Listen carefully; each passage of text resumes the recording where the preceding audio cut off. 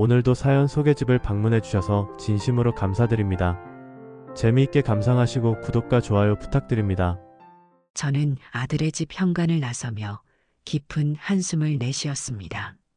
설날 아침부터 제 가방에는 평생 살아온 흔적을 고작 하나에 쑤셔 넣었죠. 뒤에서 들리는 자식들의 다툼은 이제 들리지도 않았어요. 아니, 듣고 싶지 않았습니다. 아니, 내가 못이라고. 우리 집은 방도 없잖아. 내가 어떻게 엄마를 버려? 큰딸이면서. 그럼 신혼인 내가 모셔야 돼? 말이 되니? 70평생 이렇게 처량할 줄은 몰랐습니다. 공주 밤순이네 간판을 걸고 40년 일한 제가 말이에요. 손가락 닳도록 알밤을 까고 허리 굽어질 때까지 오이지를 담갔는데 말입니다. 모든 게 한순간에 날아갔어요. 제가 평생 모은 5억 원이 순식간에 사라졌습니다. 눈 내리는 길을 걸으며 자식들 생각이 납니다. 큰딸 서연이는 이혼하면서 새 살림 차린다며 제게 1억 8천을 빌려갔죠. 둘째 기태는 주식 투자로 제 적금 2억을 날렸고요. 막내딸 민지는 신혼집 전세금을 마련한다며 제 집을 담보로 대출받아갔습니다. 이제 그 집은 내일이면 경매로 넘어가요. 당신 자식들 때문에 결국 이렇게 됐네. 문득 하늘에 계신 남편 태준의 목소리가 들리는 듯 했어요. 대학 교수였던 남편은 세상 떠나기 전에 자식들의 욕심을 경고했었죠. 하지만 전 그저 내 자식들인데 어떻게라며 넘겼습니다. 바보 같았어요. 과거 생각에 눈물이 핑 돌았습니다. 40년간 반찬 가게 하면서 아침 4시에 일어나 밤나무 농장에 가서 밤을 골랐던 기억, 어머니에게 배운 알밤조림 비법으로 손님들을 사로잡던 순간들, 백화점에 입점했다고 남편과 함께 기뻐하던 날들.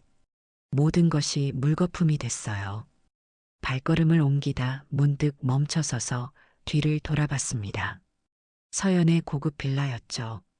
창문으로 세 자식이 아직도 다투는 모습이 보였어요. 그들 눈에 저는 이제 짐덩이에 불과했습니다. 마지막 추석상도 차리지 않은 채 제가 갈 곳을 두고 싸우고 있었죠. 발길을 돌려 친구 복잔의 갈비집으로 향했습니다. 50년 지기 친구라 혹시나 하는 마음에 전화했더니 다행히 반겨주었어요. 갈비집 옥탑방을 빌려주겠다고 했죠. 월세는 나중에 천천히 갚아도 된다면서요. 눈발이 점점 더 거세졌습니다. 제 인생도 이렇게 휘몰아치며 무너져 내렸네요. 70년 살면서 이런 날이 올 줄 몰랐어요. 자식들에게 버림받고 길바닥에 내몰릴 줄은요. 내가 너희를 위해 무엇을 아꼈니? 입술이 부르르 떨렸습니다. 대학 등록금, 결혼 비용, 집 장만까지. 자식들을 위해 모든 걸 바쳤는데 이제는 쓸모없는 늙은이가 됐어요. 서연, 기태, 민지. 세 자식의 이름을 속으로 되뇌었습니다. 그들은 제 전부였는데 이제는 낯선 사람이 됐네요. 길 모퉁이를 돌아 복잔의 갈비집이 보였습니다. 작은 간판이 눈발 속에서도 따스함을 전해주는 것 같았어요. 이게 제 새 삶의 시작점이 되겠죠. 70살의 새 출발이라니. 작은 캐리어를 꽉 쥐고 갈비집 문을 열었습니다. 코끝을 찌르는 고기 냄새가 반겨주었지만 그 순간 가슴속에선 또 다른 무언가가 무너져 내렸어요. 공주 밤순인의 주인장에서 이제는 남의 집 문간방 신세가 된 거니까요. 모든 것이 끝난 것 같았습니다. 하지만 이건 시작에 불과했죠. 제 인생에 찾아올 기적을 그때는 상상도 못했으니까요. 복잔의 갈비집 옥탑방은 습기가 가득했습니다. 비가 오면 천장에서 물이 뚝뚝 떨어졌죠. 그날 밤은 유난히 춥고 외로웠어요. 작은 방바닥에 앉아 캐리어를 풀었습니다. 그 안에는 옷 몇 벌과 요리 비법이 담긴 오래된 노트, 그리고 남편과 찍은 사진 한 장이 전부였어요. 여보, 내가 이렇게 될 줄 알았으면 당신도 같이 데려가지. 밤새 잠을 설쳤습니다. 빗물 떨어지는 소리가 마치 시계 초침처럼 제 마음을 두드렸어요. 창문으로 보이는 하늘은 까맣게 어두웠죠. 그 어둠처럼 제 앞날도 캄캄했습니다. 아침이 되자 새벽부터 복자가 문을 두드렸어요. 혜수가 일어났니? 오늘부터 도와줄 수 있겠어? 복자는 제 상황을 알고 일자리를 마련해 줬습니다. 갈비집 서빙은 힘들지만 하루 일당이라도 받을 수 있었죠.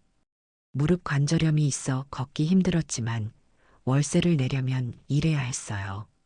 고급 음식점 주인장에서 서빙 아줌마로 전락한 현실이 비참했습니다. 하지만 선택권이 없었죠. 앞치마를 두르고 주방으로 들어갔어요. 쉴 새 없이 움직이는 사람들, 연기 나는 불판, 고기 굽는 소리. 이런 곳에서 일한 적은 없었습니다. 이모님, 7번 테이블 갈비 3인분이요.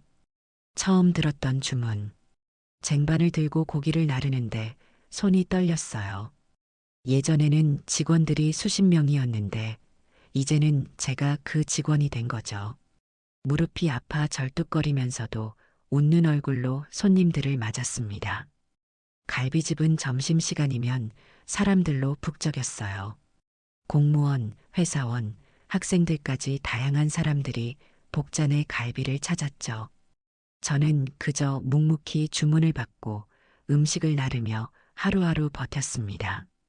저녁이 되면 온몸이 쑤셨어요. 특히 무릎이 견디기 힘들었죠. 하지만 이마저도 감사했습니다. 길거리에 나앉을 뻔했으니까요. 작은 옥탑방으로 돌아와 뜨거운 물로 발을 담그며 하루를 마무리했어요. 캐리어에서 요리 노트를 꺼내 들었습니다. 할머니에게 배운 알밤조림 비법, 어머니에게 물려받은 오이지 담그는 법. 이 노트는 제 인생의 보물이었죠. 이걸 들여다보면 잠시나마 과거의 영광을 떠올릴 수 있었어요. 한 달이 지났습니다. 날이 갈수록 몸은 익숙해졌지만 마음은 더 아팠어요. 이른 아침 시장에 갔다가 제 가게 자리를 지나쳤습니다. 이제 그곳에는 휴대폰 가게가 들어서 있었죠. 공주 밤순이네는 흔적도 없이 사라졌어요. 할머니, 여기 계셨구나. 어서 와요. 반갑게 인사하는 청년 손님의 말에 문득 깨달았습니다. 이제 사람들은 저를 밤순이 아닌 갈비집 할머니로 부르는 거죠. 가슴이 찢어지는 듯 했어요. 어느 비 오는 날이었습니다. 허리가 너무 아파 잠시 주방 구석에 앉아 쉬고 있었어요. 복자가 다가왔죠. 혜수가 괜찮니? 무리하지 마. 내가 자식들한테 연락이라도 해봐. 고개를 저었습니다. 자존심이 허락하지 않았어요. 그렇게 자식들에게 버림받은 후 그들에게 다시 손을 내밀고 싶지 않았죠. 갈비집 일을 시작한 지 석 달째 되던 날, 별로 바쁘지 않은 오후였어요. 창밖을 바라보다 문득 공주 외곽의 밤나무 농장이 떠올랐습니다. 제가 어렸을 때 뛰놀던 그곳, 할머니와 밤을 주었던 그 언덕이요. 그 순간 마음속에서 무언가 꿈틀거렸어요. 오래된 기억들이 물밀듯이 밀려왔습니다. 공주 시골 마을에서 가난했지만 행복했던 어린 시절, 할머니에게 알밤조림을 배우던 순간들, 그리고 결핵으로 요양원에 입원했을 때의 기억까지. 등골이 서늘해졌어요. 결핵 요양원에서 만났던 그 소녀, 민서가 떠올랐습니다. 마음에도 병이 든 채 요양원에 온 12살 소녀였죠. 제가 만든 알밤조림을 먹고 처음으로 웃었던 그 아이. 할머니, 주문이요. 주문 소리에 정신을 차렸습니다. 다시 현실로 돌아왔죠. 쟁반을 들고 고기를 나르며 생각했어요. 민서는 지금 어디서 뭘 하고 있을까? 살아는 있을까? 그 약속을 기억하고 있을까? 언니 크면 꼭 찾아올게요. 그때는 제가 요리사가 되어 있을 거예요. 30년도 더 된 기억이 선명하게 떠올랐습니다. 하지만 이제는 저를 찾을 방법도 없겠죠. 공주 밤순이네도 사라졌으니까요. 그날 밤 옥탑방에 누워 문득 깨달았습니다. 모든 것을 잃은 것 같았지만 아직 제게는 요리하는 손과 비법이 담긴 노트가 있었어요. 그리고 무엇보다 40년의 경험이 있었죠. 이게 끝이 아닐지도 모른다는 희미한 희망이 마음 한구석에 자리 잡았습니다. 창문 너머로 별들이 빛나고 있었어요. 별빛 아래 작은 소망을 빌었습니다. 이대로 끝나지 않게 해달라고요. 70살에 새로운 시작이 있을 거라고는 상상도 못했지만 그때 별들은 이미 알고 있었던 것 같아요. 갈비집 주방에서 양념을 섞으며 문득 어린 시절 생각이 납니다. 1950년대 공주의 작은 마을, 밤나무 가득한 언덕 위에서 자랐죠.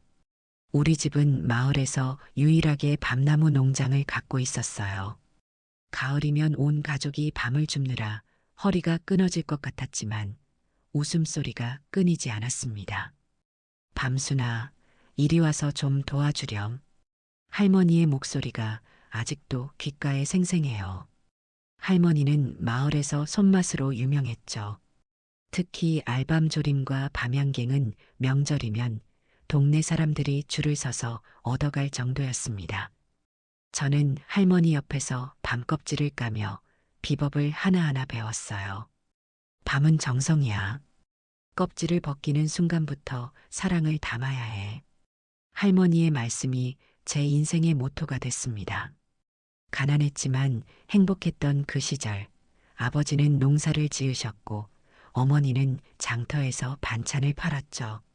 눈코 뜰 새 없이 바쁜 부모님을 대신해 할머니가 저를 키우셨어요. 20살 때였습니다. 기침이 심해져 병원에 갔더니 결핵이라는 진단을 받았어요. 그때는 결핵이 무서운 병이었죠. 공주에서 멀리 떨어진 요양원에 입원해야 했습니다.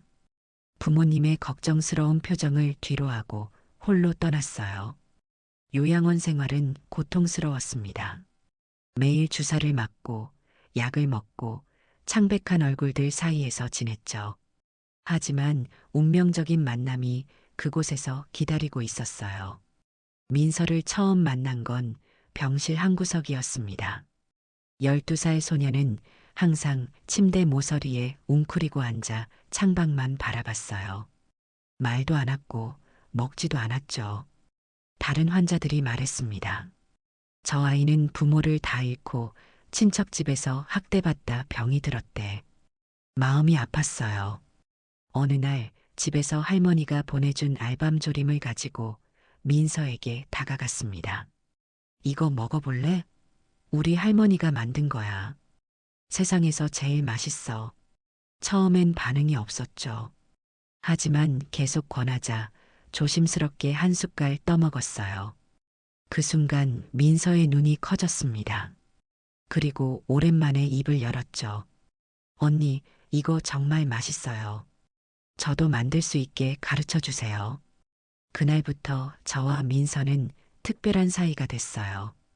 요양원 작은 주방에서 할머니에게 배운 알밤조림을 함께 만들었죠. 민서의 웃음소리가 점점 더 자주 들리기 시작했습니다. 언니, 이 맛을 평생 기억할 거예요. 나중에 커서 꼭 이런 맛을 많은 사람들에게 알려주고 싶어요. 6달 후, 저는 완치 판정을 받고 퇴원했어요. 민서는 아직 더 치료가 필요했죠. 헤어지는 날, 민서가 약속했습니다. 언니 크면 꼭 찾아올게요. 그때는 제가 요리사가 되어 있을 거예요. 그 약속을 끝으로 우리는 서로 연락이 끊겼습니다. 요양원에서 나온 후 곧바로 공주시장에 작은 반찬 가게를 열었어요. 밤순이네라는 이름으로요. 할머니에게 배운 알밤조림과 오이지, 알타리 물김치로 시작했죠. 가게는 금세 입소문을 탔어요. 특히 대학 교수였던 태준이 단골이 됐습니다. 책을 읽으며 조용히 반찬을 맛보던 그 사람과 나중에는 부부가 됐죠. 새 아이를 낳고 함께 사업을 키워나가는 동안 민서와의 기억은 점점 희미해졌어요. 갈비집 서빙을 하면서도 여전히 손님들의 반응을 살폈습니다. 누군가 음식을 맛있게 먹을 때면 가슴이 따뜻해졌어요. 요리하는 사람으로서의 자부심은 아직 남아 있었죠. 어느 날 주방에서 갈비 양념을 만들던 중 복자가 제 비법을 물었습니다. 혜수가, 내가 만든 양념은 왜 이렇게 깊은 맛이 나니? 웃으며 대답했어요. 비결은 정성이야. 할머니가 그러셨어. 음식에 사랑을 담아야 한다고. 복자의 갈비집에서 일한 지 8개월째 되던 어느 날이었습니다. 점심 손님이 한창이었죠. 문이 열리고 세련된 차림의 여성이 들어왔어요. 눈에 띄게 고급스러운 옷차림이었습니다. 직감적으로 느꼈어요. 평범한 손님이 아니라고요. 그 여성은 저를 유심히 바라봤어요. 저도 모르게 심장이 빠르게 뛰기 시작했습니다. 어디서 본 듯한 익숙함 하지만 떠올릴 수 없는 기억. 그 순간 여성이 입을 열었죠. 혹시 밤순이 언니 맞으세요? 세상이 멈춘 것 같았습니다. 그 목소리, 그 눈빛. 30년이 넘는 세월이 한순간에 무너져 내렸어요. 떨리는 목소리로 물었습니다. 민서, 니? 눈물이 그녀의 눈가에 맺혔습니다. 그래요. 요양원에서 만났던 그 소녀, 민서였어요. 이제는 세련된 중년 여성이 되어 제 앞에 서 있었죠. 운명이라는 게 이런 걸까요? 모든 것을 잃었다고 생각한 순간 30년 전의 약속이 이루어지고 있었습니다. 요양원에서 퇴원한 후 바로 시장에 작은 가게를 열었습니다. 할머니 비법대로 만든 알밤조림과 오이지, 알타리 물김치로 시작했죠. 공주 밤순이네라는 간판은 아버지가 직접 써주셨어요. 처음엔 하루에 손님이 대여섯 명 정도였습니다. 그래도 포기하지 않고 매일 새벽 4시에 일어나 준비했어요. 이 알밤조림은 어떻게 만드는 거예요? 정말 맛있네요. 이렇게 물어보는 손님들이 늘어날수록 자신감이 생겼습니다. 특히 대학 교수였던 태주는 일주일에 3번씩 찾아오는 단골이었죠. 항상 책을 읽으며 조용히 반찬을 맛보곤 했어요. 이 맛은 어디서도 못 찾겠어요. 어떻게 이런 맛을 내시는 거죠? 그의 진지한 질문에 저도 모르게 마음을 열게 됐습니다. 할머니에게 배운 비법, 어린 시절 이야기, 요양원에서의 경험까지 나누게 됐죠. 그렇게 태준과 가까워졌고 1년 후 우리는 결혼했어요. 결혼 후에도 가게는 계속 운영했습니다.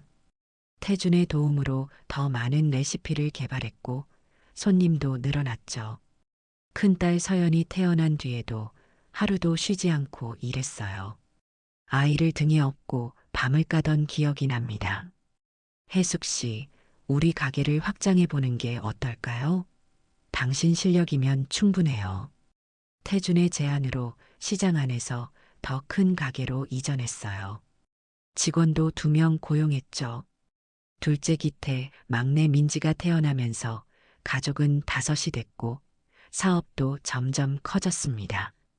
공주 시내에 단독 매장을 열었을 때가 제 인생에서 가장 빛나던 순간이었을 거예요. 공주 밤순이네는 지역 명물이 됐고 주말이면 서울에서도 손님들이 찾아왔습니다. 태주는 대학에서 식품영양학과 교수로 자리를 잡았고 학생들과 함께 제 레시피를 연구하기도 했죠.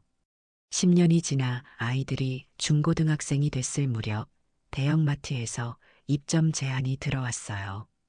우리 가족의 삶은 완전히 달라졌습니다. 공장을 세우고 직원을 수십 명 고용했죠. 연 매출이 10억을 넘어섰어요. 엄마, 우리 집이 제일 부자지? 서연의 질문에 웃으며 대답했습니다. 부자는 아니지만 우리 모두 행복하잖아. 하지만 성공의 순간은 오래가지 않았어요. 태준이 갑자기 변하기 시작했습니다. 대학에서 돌아오는 시간이 점점 늦어졌고 술 냄새를 풍기며 들어오는 날이 많아졌죠. 당신 요즘 왜 그래요? 무슨 일 있어요? 몇 번 물어봤지만 대답을 피했어요. 어느 날 밤 태준이 만취해서 들어왔을 때 진실을 알게 됐습니다. 도박에 빠져 대학 연구비를 유용했던 거죠. 미안해. 다 갚을 수 있을 거야. 조금만 더 시간을 줘. 그 일로 태준은 명예퇴직을 하게 됐고 그 충격으로 뇌출혈이 왔습니다. 병원에서 한 달을 지내다 결국 세상을 떠났어요. 갑자기 과부가 된 저는 홀로 새 아이와 사업을 책임져야 했죠. 남편의 빚을 갚느라 가게 하나를 팔았습니다. 그래도 포기하지 않고 남은 가게와 공장을 운영했어요. 아이들은 성장해서 대학에 들어갔고 저는 혼자서 사업을 꾸려나갔습니다. 엄마, 난 유학 가고 싶어? 미국에서 경영학 공부하고 싶어? 기태의 말에 어떻게든 돈을 마련해 보냈어요. 서연은 결혼 준비 비용으로 1억을 달라고 했습니다. 막내 민지도 대학 등록금과 생활비가 필요했죠. 사업은 점점 어려워졌지만 자식들을 위해서라면 무엇이든 했어요. 어머님, 대기업 납품 계약이 성사됐습니다. 그런데 초기 물량을 맞추려면 설비 투자가 필요해요. 공장장의 보고에 희망이 생겼습니다. 대기업 납품은 오랫동안 꿈꿔왔던 일이었어요. 하지만 그때 기태가 미국에서 돌아왔죠. 엄마, 미국에서 사업 아이템을 찾았어. 투자해주면 큰 돈을 벌 수 있어. 망설였지만 아들의 간절한 눈빛을 외면할 수 없었어요. 납품 계약을 위한 설비 투자 대신 기태의 사업에 2억을 투자했습니다.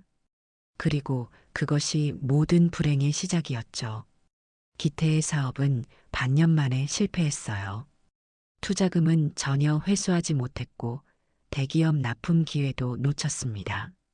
그때 서연이 이혼했다며 새 살림을 차리겠다고 1억 8천을 더 요구했죠. 엄마, 제발요. 아이들하고 어디서 살아야 할지 모르겠어요. 서연에게도 돈을 줬어요. 이제 남은 건 집 한 채와 작아진 가게뿐이었습니다.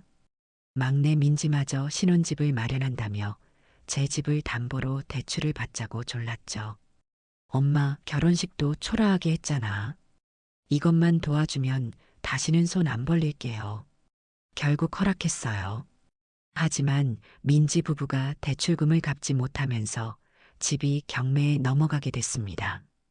그리고 설날 아침 세 자식들은 저를 두고 다투기 시작했죠. 너희들 그만 싸워라. 내가 갈 곳은 내가 찾을게. 평생 모은 재산 5억 원, 40년간 일구어온 공주 밤순이네의 명성, 모든 것이 한순간에 사라졌습니다. 자식들을 위해 모든 것을 바쳤는데 이제 그들에게는 짐이 되어버린 거죠. 그날 밤 친구 복자의 갈비집으로 향하며 눈물이 멈추지 않았어요. 70평생 이렇게 추운 겨울은 처음이었습니다.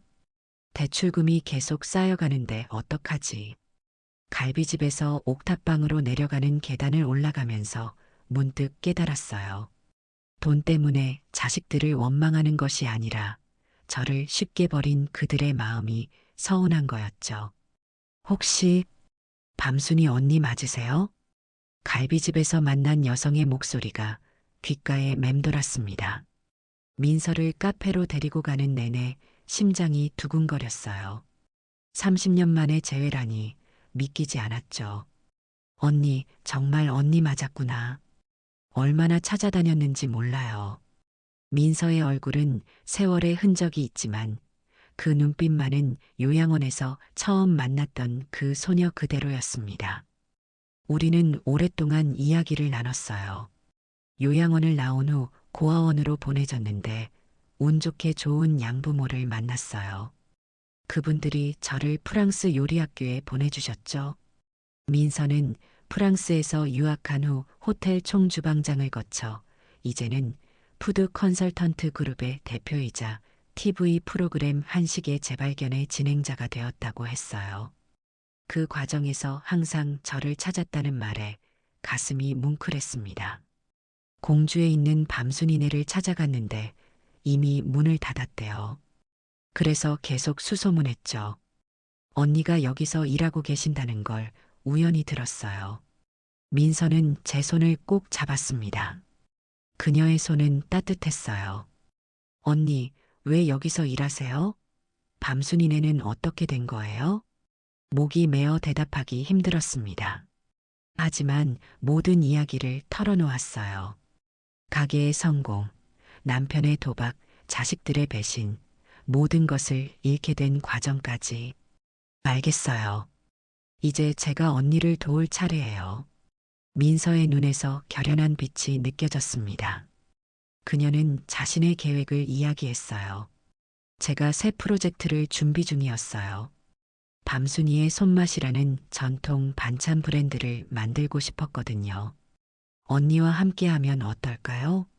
처음에는 믿기지 않았습니다. 70살의 나이에 새로 시작한다는 게 가능할까 싶었죠. 하지만 민서의 진심 어린 제안에 마음이 움직였어요. 저는 기술이 있고 언니는 진짜 손맛이 있어요. 함께하면 분명 성공할 수 있어요. 다음 날 민서는 자신의 스튜디오로 저를 데려갔습니다. 현대적인 주방 시설, 전문 스태프들, 모든 것이 낯설었어요. 오늘부터 여기서 레시피 개발을 시작해보면 어떨까요? 언니의 알밤조림과 오이지, 알타리 물김치를 현대적으로 재해석하는 거예요.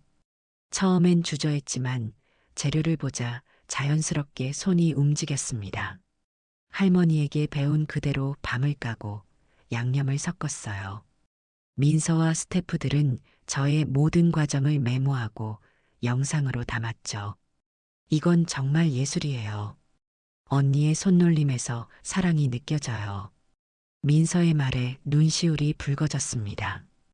오랜만에 누군가에게 인정받는 기분이었어요. 첫날 작업이 끝나고 민서가 제안했습니다. 언니, 우리 TV 프로그램에 출연해 보는 건 어때요? 한식의 재발견에 특별 게스트로요.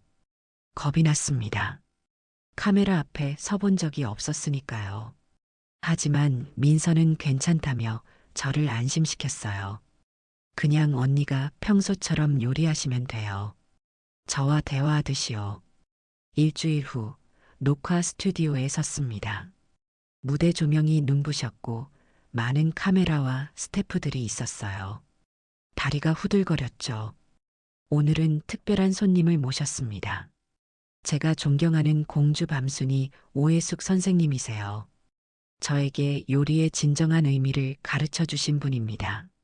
민서의 따뜻한 소개에 긴장이 조금 풀렸어요. 카메라를 의식하지 않고 알밤조림을 만들기 시작했습니다. 어린 시절 이야기, 할머니에게 배운 비법, 그리고 요양원에서 민서와의 만남까지 자연스럽게 이야기가 흘러갔어요. 이 알밤조림은 그리움을 달래는 맛이에요. 힘들 때 먹으면 어머니의 품처럼 따뜻해지는. 말을 마치자 스튜디오에 잠시 침묵이 흘렀습니다. 그리고 갑자기 모든 스태프가 박수를 쳤어요. 민서의 눈에는 눈물이 고여 있었죠. 완벽해요, 언니. 이 방송은 대박 날 거예요. 그날 밤 복잔의 갈비집 옥탑방으로 돌아와 이불을 덮고 누웠습니다. 무언가가 달라진 것 같았어요. 희망이 다시 생겨나는 느낌이었죠. 방송이 나간 다음 날 민서에게 전화가 왔습니다. 언니, 대박이에요. 방송 직후 밤순이의 손맛 온라인 스토어 예약 주문이 폭주했어요. 서버가 다운될 정도라니까요. 믿기지 않았습니다. 제 손맛이, 제 이야기가 그렇게 많은 사람들에게 감동을 줬다니요. 새로운 인생이 시작되는 순간이었죠. 방송 이후 제 인생은 빠르게 변했습니다. 민서는 밤순이의 손맛 브랜드를 본격적으로 론칭하기 위해 사무실과 작은 공장을 마련했어요. 옥탑방을 나와 민서가 준비한 공주의 작은 집으로 이사했죠. 언니, 여기서 살면서 매일 스튜디오에서 레시피 개발해요. 모든 제품에 언니의 손맛을 담을 거예요. 새 집은 깔끔했습니다. 창문으로 보이는 밤나무 숲이 마치 어린 시절로 돌아간 것 같은 느낌을 줬어요. 아침마다 일어나 창밖을 바라보는 것이 행복했죠. 오늘은 어떤 레시피를 개발할까요? 알밤 조림과 오이지는 벌써 히트 상품이 됐어요. 민서와 함께 매일 새로운 반찬을 개발했습니다. 제가 기억하는 모든 전통 레시피를 현대적으로 재해석했죠. 공장에서는 제가 직접 만든 것과 최대한 비슷하게 생산하기 위해 노력했어요. 언니, 우리 제품이 백화점 입점 제안을 받았어요. 그것도 전국 지점에요. 놀라운 소식이 연이어 들려왔습니다. 온라인 판매량이 급증하고 대형마트와 백화점에서 입점 제안이 쏟아졌어요. 밤순이의 손맛은 출시 석 달 만에 국내 반찬 브랜드 중 가장 핫한 브랜드가 됐습니다. 민서는 저를 회사의 명예대표로 임명했어요. 매출의 일정 부분을 로열티로 지급한다고 했죠. 처음 받은 통장 내역서를 보고 깜짝 놀랐습니다. 2천만 원이라는 액수가 찍혀 있었어요. 이게 다 뭐니? 언니의 가치예요. 앞으로 매달 지급될 거예요. 돈보다 더 값진 건 사람들의 반응이었습니다. SNS에는 밤순이 할머니의 손맛에 대한 글들이 넘쳐났어요. 밤순이 할머니의 알밤 조림을 먹으니 어릴 적 할머니 생각이 나요. 오이지 맛이 정말 고향 맛 그대로예요. 어떻게 이런 맛을 내시는 거죠? 이런 댓글들을 볼 때마다 가슴이 뭉클했습니다. 제 음식으로 사람들에게 위로와 행복을 줄 수 있다는 사실이 너무 기뻤어요. 어느 날 민서가 특별한 제안을 했습니다. 언니, TV에서 밤순이의 손맛 특집 다큐멘터리를 만들고 싶대요. 언니의 인생 이야기와 요리 철학을 담는 거예요. 처음엔 부담스러웠지만 용기를 내기로 했어요. 제 이야기가 누군가에게 힘이 된다면 그것으로 충분했으니까요. 다큐멘터리 촬영팀은 공주의 제 고향 마을부터 시작했습니다. 어린 시절 뛰놀던 밤나무 언덕, 할머니와 함께 밤을 줍던 장소, 시장에서 처음 반찬 가게를 열었던 곳까지 모든 공간이 추억으로 가득했어요. 할머니, 요리의 가장 중요한 비결이 뭐예요? 어린 리포터의 질문에 대답했습니다. 정성이야. 음식에 사랑을 담으면 그 사랑이 먹는 사람에게 전해지는 거란다. 촬영 중에 요양원도 찾았어요. 지금은 많이 바뀌었지만 그곳에서 민서를 만난 순간이 생생하게 떠올랐습니다. 우리는 그곳에서 아픈 아이들을 위해 직접 알밤 조림을 만들어 나눠줬어요. 아이들아, 이건 마법의 음식이야. 먹으면 기운이 나고 행복해진단다. 아이들의 해맑은 웃음을 보며 생각했습니다. 인생은 참 알 수 없는 거예요. 70살에 모든 것을 잃었다고 생각했는데 오히려 그때부터 진짜 제 인생이 시작된 거니까요. 다큐멘터리가 방영된 후 밤순이의 손맛은 더욱 유명해졌습니다. 공주시에서는 저를 명예시민으로 선정했고 밤나무 거리에 밤순이의 손맛 거리라는 이름을 붙여주기도 했어요. 하지만 가장 큰 변화는 제 마음속에서 일어났습니다. 자식들에게 버림받아 상처받았던 그 마음이 조금씩 아물기 시작했어요. 이제는 저를 진정으로 아끼고 존중해주는 새로운 가족이 생겼으니까요. 언니, 다음 주에 새로운 투자자를 만나요.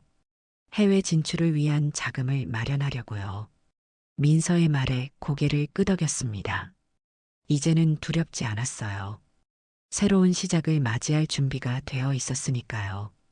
밤순이의 손맛이 성공을 거두며 1년이 흘렀습니다. 민서는 해외 진출을 위한 투자자를 소개해 주겠다고 했어요. 회의실에 들어서자 낯익은 얼굴이 보였습니다. 오랜만입니다, 어머님. 남편 태준의 제자 윤 교수였어요. 태준이 대학에 있을 때 가장 총애하던 제자였죠. 지금은 대형 식품회사의 연구소장이 되어 있었습니다. 윤 교수, 이렇게 만나다니. 그의 눈빛에는 무언가 숨겨진 감정이 있었어요. 회의는 순조롭게 진행됐습니다. 윤 교수는 밤순이의 손맛의 해외 진출을 적극 지원하겠다고 약속했죠. 회의가 끝나고 윤 교수가 저를 따로 불렀습니다. 어머님, 잠시 시간 좀 내주시겠어요? 드릴 말씀이 있습니다. 인근 카페로 자리를 옮겼어요. 윤 교수는 잠시 망설이다 가방에서 봉투 하나를 꺼냈습니다. 사실, 태준 교수님이 돌아가시기 전에 저에게 부탁하신 게 있습니다. 봉투 안에는 태준이 생전에 남긴 편지와 함께 3억 원의 보험금 증서가 들어 있었어요. 손이 떨렸습니다. 남편이 이런 준비를 했었다니. 편지를 펼쳤어요. 태준의 정갈한 글씨체가 눈에 들어왔습니다. 사랑하는 해숙에게 내가 만약 먼저 떠나게 된다면 이 편지가 당신에게 전해질 거요. 내 실수로 가족에게 큰 상처를 줘서 정말 미안해요. 도박에 빠져 모든 것을 망쳐버렸지만 당신과 아이들의 미래는 지키고 싶었소. 몰래 가입한 보험이 조금이나마 도움이 되길 바랍니다. 용서해줘요. 영원히 사랑합니다. 눈물이 멈추지 않았어요. 윤 교수는 차분하게 이야기를 이어갔습니다. 교수님은 마지막까지 어머님을 생각하셨어요. 그리고 제게 어머님을 꼭 찾아달라고 부탁하셨죠. 하지만 어머님이 이사하시는 바람에 연락이 닿지 않았어요. TV에서 밤순이의 손맛 다큐멘터리를 보고서야 어머님을 찾을 수 있었습니다. 무슨 말을 해야 할지 몰랐어요. 남편이 마지막까지 저를 생각했다는 사실에 복잡한 감정이 교차했습니다. 이 돈으로 어떻게 할 생각이세요, 어머님? 잠시 생각했어요. 그리고 결심했습니다. 밤순이의 손맛에 투자할 거예요. 내 이름으로요. 윤 교수는 미소 지었습니다. 교수님이 정말 기뻐하실 거예요. 보험금으로 공주의 작은 집과 가게 자리를 마련했어요. 밤순이의 손맛 첫 오프라인 매장을 열었죠. 매장 한쪽에는 태준의 사진을 작게 걸어두었습니다. 그도 이 성공을 함께하길 바랐어요. 가게 개업식 날 많은 사람들이 찾아왔습니다. 민서와 윤 교수, 그리고 직원들까지. 제 인생에 새로운 가족이 생긴 듯 했어요. 밤순이 할머니 사인해 주세요. 할머니 반찬 덕분에 요리가 즐거워졌어요. 사람들의 환호성에 가슴이 뭉클했습니다. 이런 날이 올 줄 몰랐어요. 민서가 조용히 제 귀에 속삭였습니다. 언니, 자식들이 연락했대요. 언니가 TV에 나오는 걸 보고 심장이 빠르게 뛰었어요. 자식들과 다시 만날 준비가 되었을까요? 공주 매장 오픈 한 달 후 자식들이 찾아왔습니다. 서연, 기태, 민지. 3명 모두 낯선 얼굴로 문을 열고 들어왔어요. 엄마, 잘 지내셨어요? 서연의 목소리가 떨렸습니다. 저는 차분하게 대답했어요. 그래, 잘 지냈다. 너희들은? 어색한 침묵이 흘렀습니다. 민지가 먼저 울음을 터뜨렸어요. 엄마, 정말 미안해요. 우리가 너무 이기적이었어요. 그들을 사무실로 안내했습니다. 모두 고개를 숙이고 앉았어요. 기태가 말했죠. 엄마가 TV에 나오는 거 봤어요. 밤순이의 손맛이 이렇게 유명해질 줄 몰랐어요. 그들의 눈빛에서 진심과 함께 다른 무언가를 발견했습니다. 아직도 경제적 도움을 바라는 마음이 있었어요. 오랜 시간 자식들을 지켜본 엄마는 알 수 있었죠. 이제 와서 미안하다는 말이 무슨 소용이니? 내가 단칸방에서 울던 날들, 무릎 아파 절뚝거리며 서빙하던 시간들. 그때는 어디 있었니? 자식들은 말문이 막혔습니다. 저는 서랍에서 3개의 봉투를 꺼냈어요. 자, 이거 가져가. 각자 1,000만 원씩이야. 이걸로 너희들과 나의 인연은 끝이다. 서연이 놀라서 물었습니다. 엄마, 정말이에요? 우리를 용서 안 해주시는 거예요? 잠시 생각했어요. 용서라. 미움보다는 체념에 가까웠죠. 용서가 아니라 내려놓는 거야. 진정한 가족은 어려울 때 곁에 있어주는 사람들이란다. 너희가 아니라 민서와 윤 교수, 그리고 우리 직원들이 지금의 내 가족이야. 서연은 울음을 참지 못했습니다. 하지만 그들 모두 봉투를 받아들었어요. 떠나기 전 민지가 물었습니다. 엄마, 정말로 다시는 못 만나요?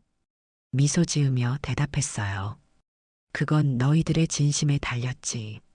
진정으로 변했다고 느껴질 때, 그때 다시 만나자. 자식들이 떠난 후 마음이 홀가분했습니다. 이제야 정말 자유로워진 느낌이었어요. 밤순이의 손맛은 계속해서 성장했습니다.